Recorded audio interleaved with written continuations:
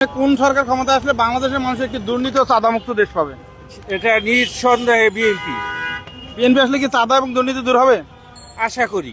আচ্ছা, thank you. BNP যাচ্ছে। ও চাচা, আসসালামু আলাইকুম, কেমন আছেন আপনি?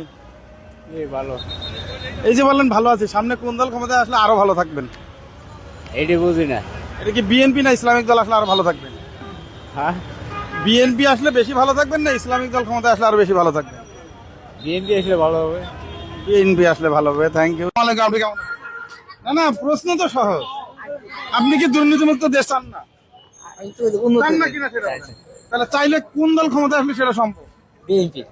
আচ্ছা, শুক্রিয়া। বিএনপি আপনার ভোটেই কিন্তু ক্ষমতা আসবে এবং আসার পরে কিন্তু তারা দুর্নীতি করবে। এখন সামনে কোন দলটা, সেটা কি ইসলামিক দল না বিএনপি আসলে আপনাদের দুর্নীতি করবে না এবং জনগণের জন্য ভালো হবে, কোনটা? আল্লাহ যে দল আর আমি তো কই বিএনপি। আচ্ছা, বিএনপি চাচ্ছেন।